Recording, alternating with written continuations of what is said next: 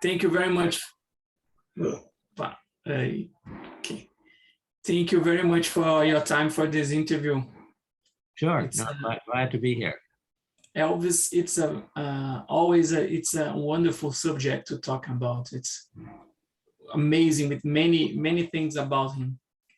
And about this book, the original book was released in 1994. Right. Did you discover new facts that you put in this new edition, now translated in Portuguese, or another edition after? What did you discover after you released the first edition about Elvis? Well, I think with any book you write, any subject you research, you continue to discover new things, not necessarily blockbuster things, but better understanding. So ever since the book has come out, every edition that's been published, I've had either corrections or just small stylistic or factual corrections. So it's changed a good deal since it was first published in 1994, but I've never done a complete rewrite.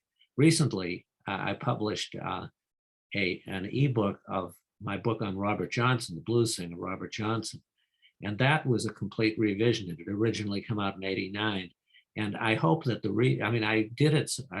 The difficulty of doing a revision like that as a writer, and I'm sure you can appreciate this, that you want to remain in the moment in which you wrote it. You don't want to invent a whole new persona to tell the story because it would sound phony. So with the Robert Johnson, I did quite a bit of rewriting, but at the same time, I didn't want the reader ever to notice it because I wanted to stay in the same voice. And that would be true of the Elvis also, Last Train to Memphis.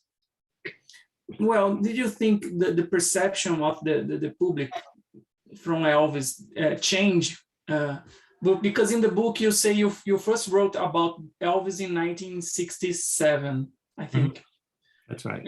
He was alive there, of course. And did you change your point of view of him when he is alive and then when he's dead? I don't know if I have some point of view of him, and then after the death, It didn't have to do with being alive or dead. It had to do with my investment in it and my immersion in the subject. So, for example, when I wrote about Sam Phillips, the biography that came out in 2015, it was as I wrote the book, as I wrote Last Train to Memphis, my understanding and my commitment to the material became deeper and deeper. So in a certain sense, it's not that you're looking for some sensational facts. I mean, you know that the facts with Elvis, for example, are going to stay the same. He was born in 1935. His manager was Colonel Parker. He had a career of almost unparalleled success. I mean, I'm saying the first part of his life was it's almost like a straightforward narrative in which everything that he had ever hoped for, everything that he ever imagined came true. It's completely different from the second volume, Careless Love, that I wrote. But the point is that what became more and more apparent to me had to do not with his being alive or dead. I was writing about him when I wrote about him in 1967 and 1968 and 1969, all of which were responses to records that he had put out.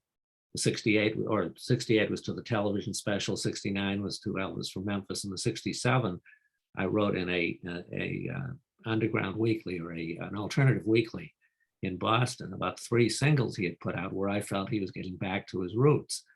But they were all written from the outside. They were all written, in a sense, theoretically. I imagined what I thought was going on with Elvis. I sent him the reviews. I thought, well, nobody at that point was writing about his music. He was a phenomenon, but he wasn't treated as a serious creative artist.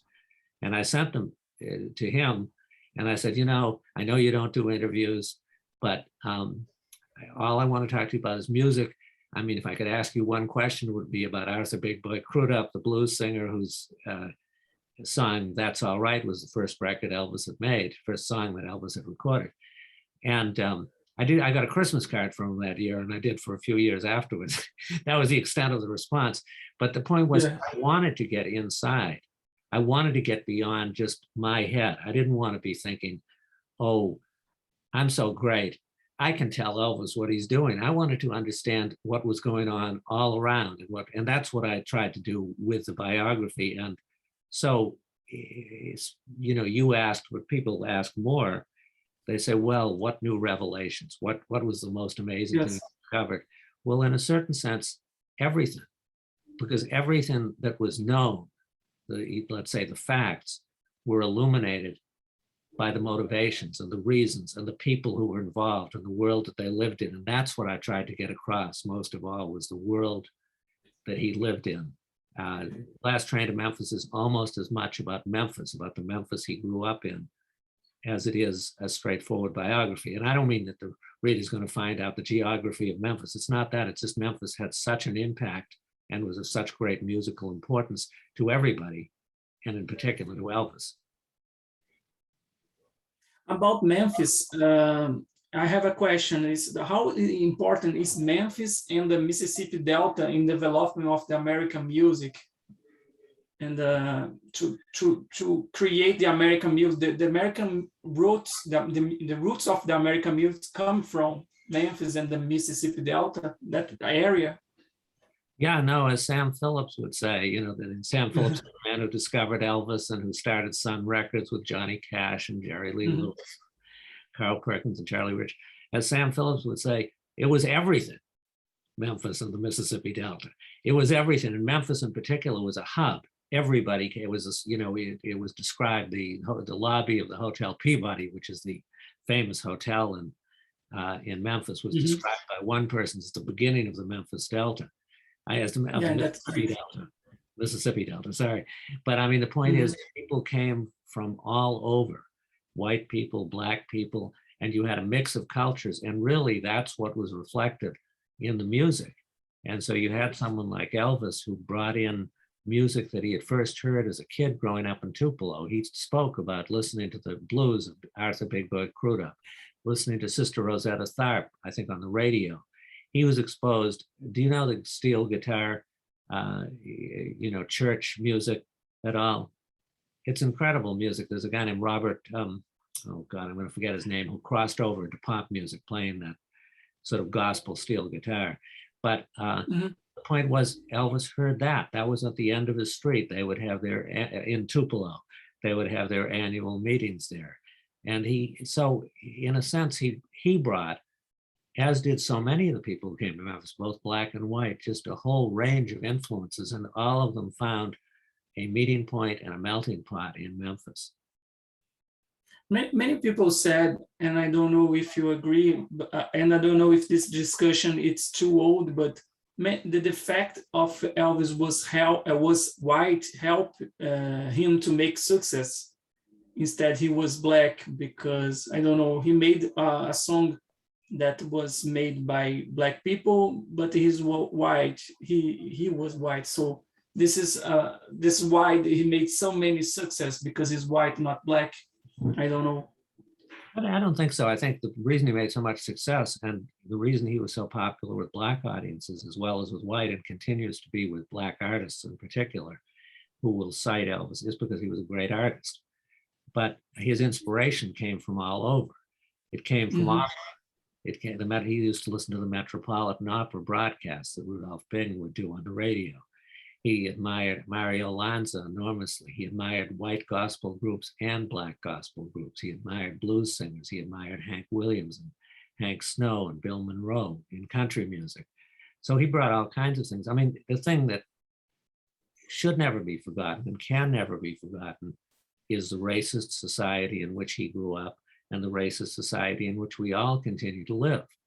I mean, I wish I could say, oh, we're past that now. Well, we're not past it, not in the least. And the Memphis of today is really no different or no further along than the Memphis in which Dr. Martin Luther King was killed in 1968. So that's a whole other issue. And there's no question that race, that the white audience at that time was the mainstream audience. When Sam Phillips started recording in 1950, he opened his recording studio at 706 Union Street, Union Avenue in Memphis. and it was with the idea of recording nothing but Black people. Yeah. Mhm. His first big hit was Rocket 88 by Ike Turner and the Kings of Rhythm, Jackie Brenston. And it sold over 100,000 copies. And the only way it sold over 100,000 copies was it sold under the counter to a white audience as well as a Black. From Sam Phillips's point of view, and he did interviews in 1951, he was 28 years old, he saw this as a harbinger of the future. This meant you were going to break down the walls of segregation, and that you were going to have, he couldn't say rock and roll because it hadn't been named yet, but he spoke about it. He spoke about how this was going to reach an audience of Black and white. It was going to break down the walls of segregation, all these sort of social inhibitions that existed. When he recorded Howlin' Wolf, who he considered the most profound artist, Howlin' Wolf and Charlie Rich, the most profound artist that he had ever recorded, and probably as strong and as unrefined a blues singer as you'll ever run into. He thought that at the time and in retrospect that Howlin' Wolf could achieve the kind of audience that Elvis did eventually. Events proved him wrong. He kept thinking, he recorded Little Junior Parker doing a great version of Mystery Train, which many people know from Elvis's version. He believed that would be a million seller. Well, it may have been a 50,000 record seller, but it wasn't selling. This was in 1953. And it wasn't until he suddenly had the revelation that if he could have a white person who sang this music with conviction, with deep belief, with the kind of feeling that he believed the music represented and deserved, and if he could have a white person who could do that, not imitate the music, but present it in his own way, then he said, I could make $1 billion. He was making a joke. I mean, $1 billion didn't exist at that time. I mean, that was, but the point was that, and then he said what would happen. And he said this at the time, well, it would open up the doors for all the Black artists to come through. And that's what rock and roll was. That's what happened within, a year or two of Elvis's first success. You had artists like Fats Domino, who had been a great rhythm and blues star, Chuck Berry, Bo Diddley, Little Richard, all were, well, B.B. King, yes, in another field, but these were big rock and roll stars. They big pop stars. And the rock and roll audience was a pop audience, which crossed Black and white, and artists like Chuck Berry, Bo Diddley, Little Richard, Fats Domino became just as popular with whites as with Blacks. In fact, the audience was completely mixed. And that, in a sense, was the consequence in which he believed, rock and roll would bring. And in fact, that is what happened for a time. Then it resegregated. Mm-hmm. That's a very interesting answer. Thank you. And well, there another question that I want to make to you, that I want to ask to you, is there is a new movie with Tom Hanks now showing Elvis' relationship with the Colonel Tom Parker. Right. Well, this relationship, it's possible to say that Elvis' relationship with Mr. Parker was abusive relationship. I don't think so, no. But no? I know many people say that, and the movie may, for all I know, the movie may say it, and I'm not interested in getting into an argument with the movie, but that isn't how I see it, no. No, that in your research, when you research about the Colonel. Well, here's something that might interest you. I'm doing a book now on Colonel Parker. Oh, that's nice. But the book will consist of 75%. It'll be told in his words, because it's a collection of his letters, which are absolutely, and then I'll write a long biographical introduction or portrait at the front. But we could talk for the next 3 hours about Colonel Parker, because that's what I'm so deeply into it right now. But the letters are so brilliant. They're so funny. They're so, I mean, I'm aware of them. If you read Careless Love in particular, the second volume, you'll see to some extent what I'm talking about. Colonel Parker doesn't figure as much in my telling of Last Train to Memphis, but although he does to a considerable extent. But the thing is that this is somebody, these were, when Elvis sought out Colonel Parker to manage him, the Colonel was the superstar. And Elvis was looking for an opportunity. I mean, the Colonel had been the manager of Eddie Arnold, who was probably the biggest star in country music up Mhm. until Garth Brooks, and really for the time, even bigger than Garth Brooks. The Colonel was managing Hank Snow, who was the #1 country music star when Elvis started recording. And Elvis wanted that world is the wrong word, national platform. He wanted to reach everybody. And as he saw it, Colonel Parker gave him the opportunity to do that. The acumen, the personal, mental, business acumen that the Colonel brought to him.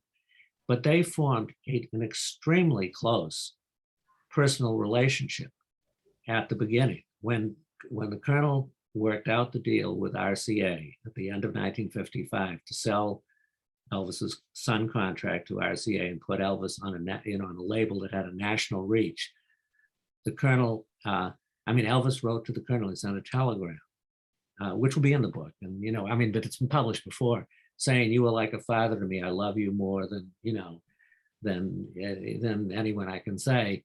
And that relationship, the letters back and forth between them, Colonel's letters to Elvis, Elvis's responses, show how deep the personal connection is and how much they admired and respected each other.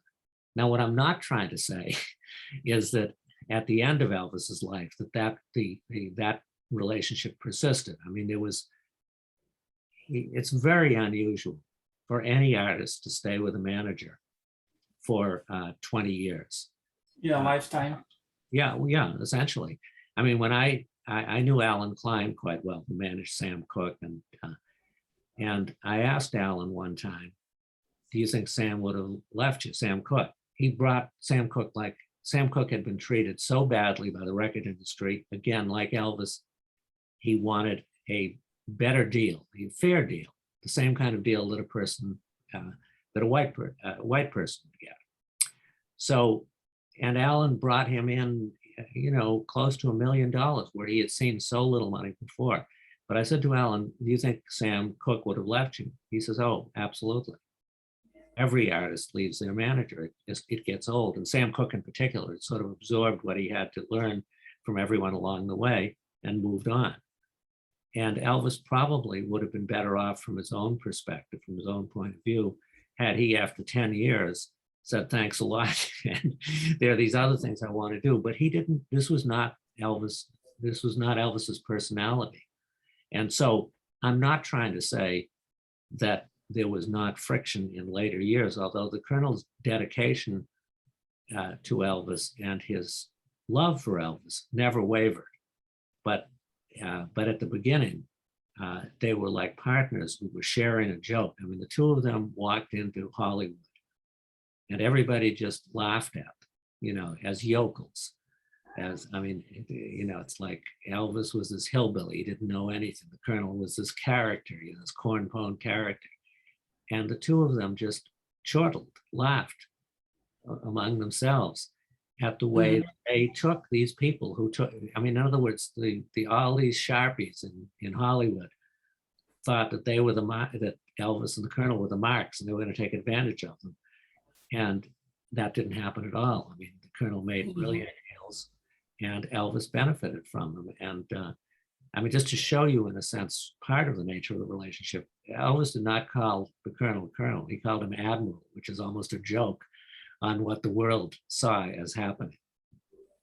But I'll just say one other thing, is just that nobody was in the room with Elvis and the Colonel except for Elvis's father, Vernon. No one else had any idea what was going on. And so a lot of people have written over the years, have spoken over the years, and with good reason. I mean, the guys around Elvis were people for whom neither Vernon, Elvis's father Vernon, nor the Colonel had any use. They felt they were freeloaders. I don't think that's the case, but that was the case. And so there was a lot of resentment. So you have a lot of guys who just were never in the room saying, "This is what happened, that's what happened," but it wasn't.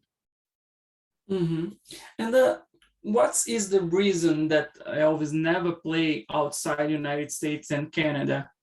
It was the colonial desire to not do shows outside the country in Canada? Well, here's an interesting thing. In 1960 and 61, the Colonel was planning a world tour for Elvis. It never happened. Mhm. I can't tell you why it is. The colonel, okay, let's start at the beginning. I mean, obviously you know this, but the colonel was born in Holland. Uh, his Holland in Netherlands. the Netherlands, yes, in Breda. Mhm. Uh, Mhm. and his real name was Van Kirk. Yeah, And that's strange too. They lie about his name. well, you know, there were a lot of people who came to this country, and particularly in the, you know, in the 20s and the 30s, they were very, just as now, the immigration laws were extremely, I don't want to say strict, they were very unfair. And they were intended to keep people out, not to welcome Mhm. people in. Mhm. And so the colonel came to this country 3 times. And the last time, when he arrived, he enlisted in the army. And he served something like 5 years in the army. I think, no, maybe 3 years, 3 years in the army. Mhm. And theoretically, that should have gotten him citizenship. That's the way many people got citizenship. And he married an American citizen, which should also get you citizenship. He never revealed his origins until after Elvis died. Why he didn't apply for citizenship, get citizenship, that's a mystery. I mean, I have no idea. And other than, I think the colonel did not like to ask favors or indicate that he was on anything like that. He always wanted to be the person on top. He wanted to be the person who had the advantage. And if you, he was good friends with Lyndon Johnson, President, you know, Johnson. Yeah. He had many prominent people who could easily have gotten this. So I don't know about that, but I don't know if he really thought that much until later about the disadvantage there could be. I mean, people say, well, the reason Elvis didn't tour. Actually, let's just talk about later on. Once Elvis went back to performing live, he started in Las Vegas in 1969, and then he started touring a little bit in 70, and from 71 on, he was touring all the time. And there was a lot of interest in bringing him to Japan, to Europe. At this point, Elvis didn't appear to have a lot of interest himself. Now you could say, oh, the colonel couldn't go over there, and he couldn't have at that point. He might have in 1960, but he couldn't have in the 70s. By then, you know, the security arrangements. But he could have sent the company that was promoting Elvis along with the colonel was Concerts West, and a guy named Tom Hewlett became, you know, almost an indispensable assistant or associate of the colonel's. And he had taken all kinds of groups all over the place, to Japan, to Europe. And the colonel had total trust in him. I talked to Tom Hewlett quite a bit. And he said, you know, I could have taken him. We talked about it. But what the colonel always said was, I'm concerned. They don't have the security in Europe. They don't have security in Japan. I think that was code word for the fact that Elvis, at that point, wasn't going to travel without his meds. He couldn't travel without his doctors. He couldn't travel without his guns. And all of those things would have caused enormous problems in either Europe or Japan, any travel abroad. And I think ultimately that's the reason, although it certainly is true that, and the main thing is that Tom Hewlett could easily have taken Elvis, and there was never any question. The colonel was not concerned about Tom Hewlett stealing his client or anything resembling that. So, and Tom Hewlett was a very straight ahead guy. And so anyway, that's what I think. There is a quote from Colonel in the end of the life of Elvis, that colonels earn 50% from incoming from Elvis. And then they say, that's Elvis that worked for me, not the opposite. I'm not work for me. I don't know, it's true. The colonel was a great jokester. He had, up until 1967, he was strictly Elvis's manager at 25%, which was a good percentage, but he also did all the publicity. It was not a particularly unusual thing. Both in 1967 and then again in 73, they reworked their agreements to the point where at first some of the, let's say the Colonel got Elvis a contract with MGM to make a movie for $1 million. They split that 75, 25. Elvis got 25%. I mean, I'm sorry, Colonel got 25%. If then Colonel went back in and said to MGM, I'm sorry, this has turned out to be much more, this is not the way he would have done it, but this has turned out to be much more work than we said. You're going to have to give us a bonus of $500,000 beyond the $1 million agreed to. If that happened, that they split 50-50. That was considered income. And it was like a shared partnership at that for that extra money. In '73, when the business had become almost entirely touring, I think that was when they switched to Colonel getting a third, and Elvis getting 2/3 of. But they were basically in a partnership. They were in a rather than. I mean, this sounds like a defensive kind of a thing, but it was there was no other arrangement like this. And Colonel did all the promotion. He did all the advance work. They didn't hire a publicity firm. He did all the publicity. He did all the negotiating. And there was sort of no other cut in. So that's the way it was. And at the end of Elvis's life, the touring was supposed to be 50-50, but because Elvis was so heavily in debt, Colonel never took that, the 50%. There remained, he continued to take a third rather than but it was a complicated business arrangement, but it made so much money, and so much more money than I think anybody else could ever. I mean, this was not my interest in Elvis. My interest was in his music, his artistry, and in a sense, the conscious creation that went into it, the genius that went into it. And I think that's something he rarely got credit for. But this other thing is a whole other story. The book ended when Elvis goes to army to Germany. And do you think that the Elvis life can be divided as you divide the book into before and after the army? His life is completely changed when this happened, and the death of his mother too? Well, it's funny. When I started writing the book, it was intended to be just a single volume. And I'd been working on the book for 4 years and maybe writing for 2 years, when all of a sudden in 1992, 2 years before it came out, it just came to me as a kind of revelation that really, with the death of his mother, it was as if a curtain came down. And when the curtain went up again, it was a very different story. It was, it's not as if it was, well, it was a worse story in the sense that all of Elvis's beliefs were challenged. He truly believed that he had been singled out for something, that he had been put on earth to do this, and that so much of it was for the sake of his mother in particular, his parents, but it was his mother in particular. And his mother's death just really shook his faith. And that's why in so many ways, as I did more and more research, interviewed more and more people, sort of took in more and more of what I felt that it meant. I just came to see it. And I remember calling my editor at the time and saying, you better sit down.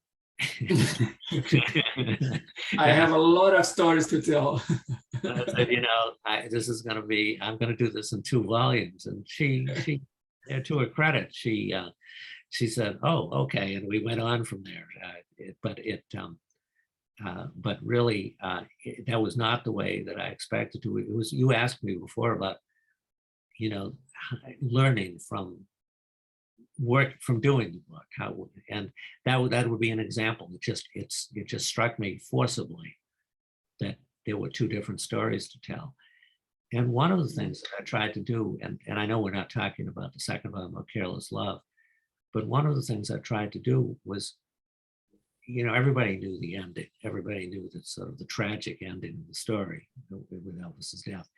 But what I tried to do was to portray with how much hope and ambition he came home from Germany, and just the scope, the vast scope of his ambitions and his musical achievements. I mean, probably his greatest sessions were in the early 60s. I mean, the sessions that he had immediately on coming out of the Army, which resulted in the album Elvis is Back and a number of singles. And it's just astonishing in their breadth and in their, and he had thought about it and he had come into it and he had so much, it's almost like you feel like he came back stronger in many ways. And that's what I wanted people to understand. I wanted the reader to understand, and I wanted to convey what I understood, that it wasn't as if it was a downhill flight from, it wasn't at all. He was really, he was full of just ambition and aspiration, and he achieved a great deal of it. And to write this book, how did you get around the Elvis myth to tell a story, the Elvis, the person, to get around the myth of the Elvis, Well, I tried to ignore the Elvis myth. I mean, I just, I wasn't interested in it. It's sort of like if you say, how do you get beyond, how do you Jesus. Well, I wasn't even thinking that. No, but I mean, how do you get beyond the superpower movies, the cartoon movies, this? I don't care. I don't care about any of that. I'm interested, let's say, in Paul Thomas Anderson. I'm interested in, in There Will Be Blood. I mean, and, it's the same way that you could say, and I want to get beyond me because that's not that interesting, but it's the same way that people talk about the 50s in this country. And they say, oh, it was nothing but conformity. It was this and that. And, I was 12, I guess, when Elvis hit. But to me, the 50s that I grew up in were the 50s of the Beats, of Jack Kerouac. I mean, I subscribed when I was about 13 or 14 to the Evergreen Review, Allen Ginsberg and Leroy Jones, Ted Jones, and Charlie Parker, and, Thelonious Monk. This was the 50s. I mean, that's what to me is significant about the 50s. I don't care about the Edsel, or maybe that was the 60s, but I don't care about, I grew up in a world, I could see all around me the conformity that existed, but I didn't see why that has to shape you or why that has to. But you asked a question which I haven't answered. I'm I want to get back to Elvis as opposed to, the myth. Yeah. No, I mean, it was like the two things that prompted me to write the book. How can you go around the myth to write about the person? You focus on the person. You just forget. You forget about all the movies that are making billions of dollars, all around the world. Who cares about them? Stick with what's important. But I mean, in the present day world. But no, with Elvis, the two things that sort of got me to the point where I felt like I can get beyond my own theoretical view, where I was working on this documentary, which eventually I took my name off of, but this was in '87, and it was pretty good. It just was, we reached a point of no return. But I got all the interviews that Elvis had done. I mean, this was, pre-internet. Stuff wasn't available then. And I got all the interviews that Elvis had done at the beginning of his career in 55 and 56, a couple maybe in 57, one or two in 60. And I'm listening to them, and I just had this realization. He doesn't need me to theorize about him. He can speak for himself because the interviews were just fascinating and in his words. And that's what I was trying to get back to. I mean, the other thing was I was driving around South Memphis with a friend of mine, Rose Clayton, down by where Stax Records is on Macklemore. And we drove by this boarded up drugstore. And she pointed out to it, she'd grown up in South Memphis, and she pointed out, and she says, that's where I read the book. Yeah. And that's where Elvis's son, Elvis's cousin, Gene Smith worked, and he used to come in. And a little boy that liked to sit down over there. And he right into the book. And he'd tap his fingers on the, and then she says, "Poor baby," and that was just a revelation to me. It was just like this moment, So anyway, but that's the thing. Those are the things, and so I went around, and I mean, I met, I talked to all these people. I talked to most of the guys. I talked to many of his girlfriends. I talked to people who really cared about him, a wide range of people. I talked to somebody like James Blackwood of the Blackwood Brothers, who gave me an education and the kind of Mm-hmm. white gospel music that Elvis had grown up with. Mm-hmm. I spent hours and hours with Scotty Moore, who became a great friend. Jerry Schilling became a good friend. But I met all these people, and I wasn't interested in how they'd been typed. I wasn't interested in how they had been seen or just turned into types in other accounts. I just got to know them personally. And let's say meeting Elvis's first girlfriend, Dixie Locke, she's just a wonderful person. Yeah, just a wonderful person. And, with deep feelings, true feelings, with perceptions, with, emotions. And that's what I wanted to get. Or June Waniko, who was an early girlfriend who was down there in Biloxi, and he went down to visit her and with his parents, and they said they had a vacation in the summer of '56. And she was completely different from Dixie, but no less perceptive and no less, she was like a firecracker, you might say. And it's, again, a terrific person and just fascinating, and her perceptions and her views. So what they're telling you about and the world that they're describing, it's not like you're looking for anecdotes that, just, you're looking for true stories, but you're looking for true insights. And all of them have that to offer. And it's like, when I've been involved in several documentaries, writing them, producing them. And well, all I was going to say was, when I've done them, I want to get the people who participated. When I worked on the Sam Cooke documentary, I didn't want to have outside experts like me talking about it. I wanted to have the people who were genuine participants in it. And that's what the book is about. That's very nice. And it's possible to do a futurology exercise, and we imagine what he would be doing today if he were alive 45 years after his death. But he'd be pretty old now.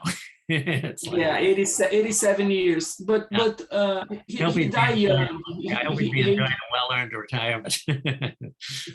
No, he died young. He aged 42, but yes. In between 42 to 60 to 70 years, he can do many things like Paul McCartney are doing. So, what do you think? Well, I think what he would have most liked to do, and what it would have given him the most satisfaction, let's say if he'd straightened his life out, and you got to recognize that he was deeply depressed for the last few years of his life. So you want to get him beyond that. I mean, people always want to talk about drugs, but drugs are never the problem. The problem is what's going on inside. And he was deeply depressed for any number of reasons, which nobody can fully diagnose that. But let's say he got beyond all that. What I think would have given him the greatest satisfaction would have been to have returned to gospel music, and really to have used gospel music as a kind of means of communicating something altogether different, something spiritual, not altogether different, but different, reaching a different audience, and maybe taking gospel music into different places. That's what I think would have given him the greatest satisfaction, rather than appearing forever on a Las Vegas stage and,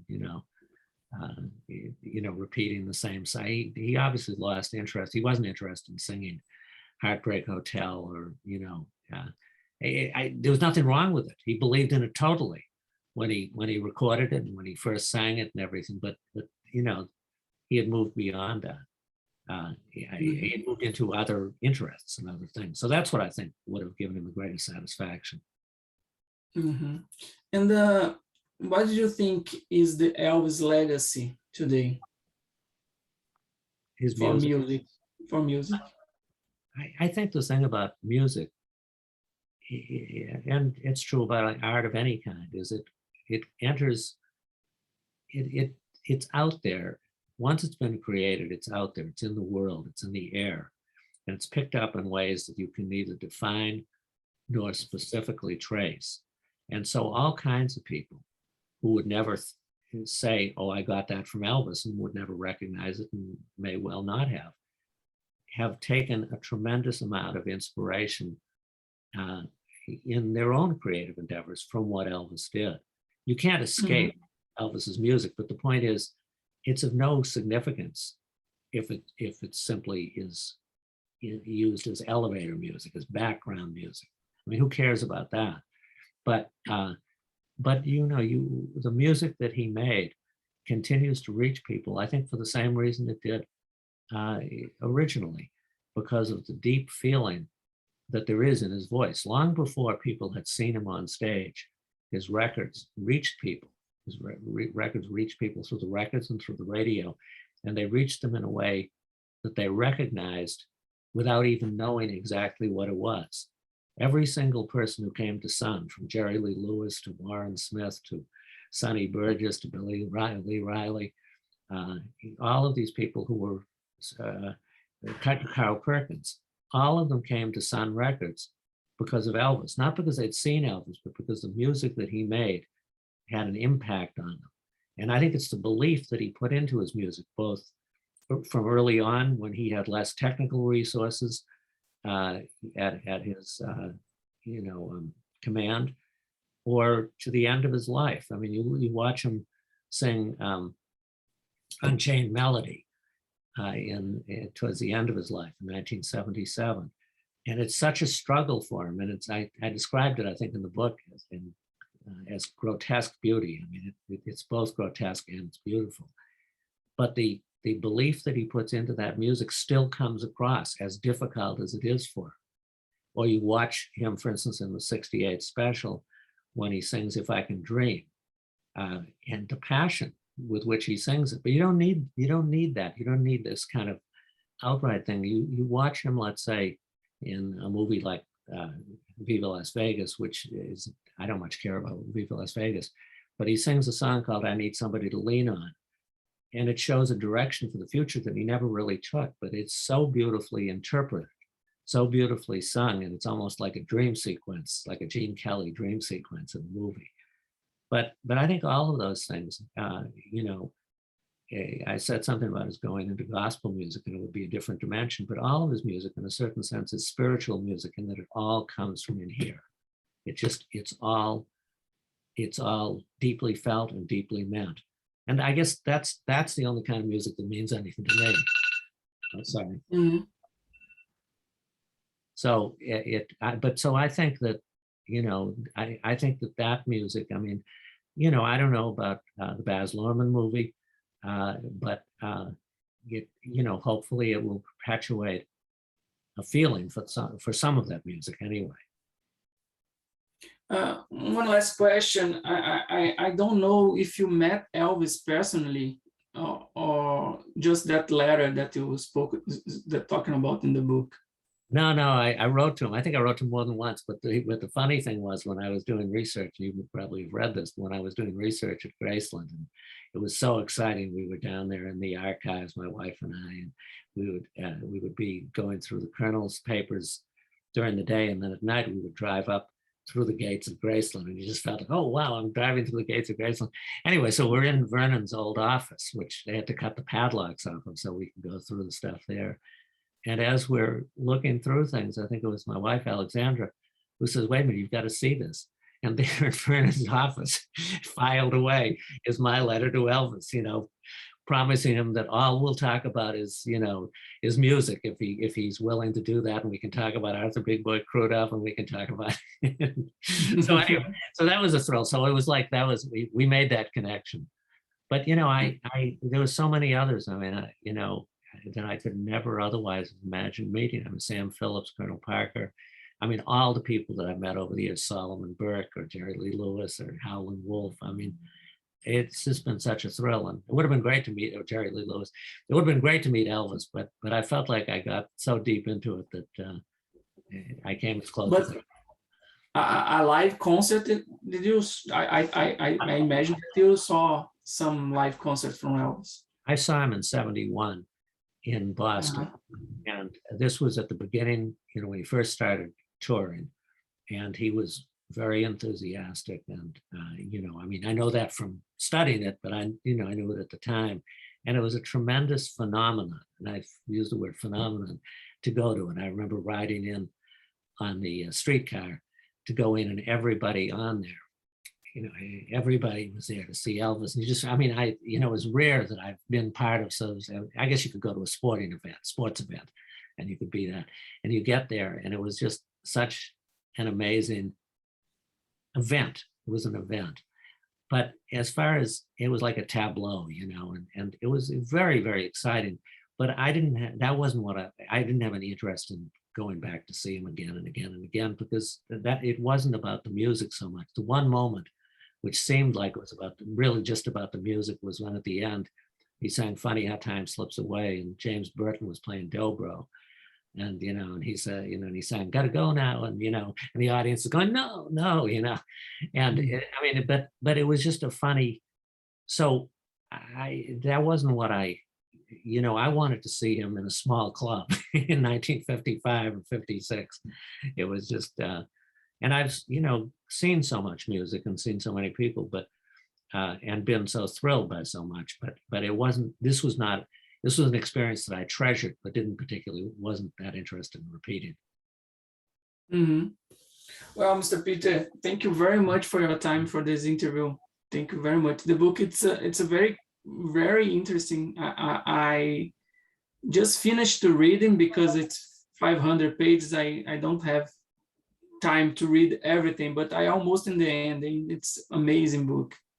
Well, thanks. No, I can tell you. I can tell you read it because you could recognize things I was talking about. So I appreciate that. Yeah. But I don't want to inflict careless love on you because it's even longer. So the second volume, Elvis. I want you to read the second book too. Well, this is such a positive book, and it has such an uplifting, arc to it. So not because of me, but because of Elvis and Elvis's life. So yeah, I really enjoyed it. Well, I appreciate it, and I thank you. Thank you very much. Okay, bye-bye. Bye-bye.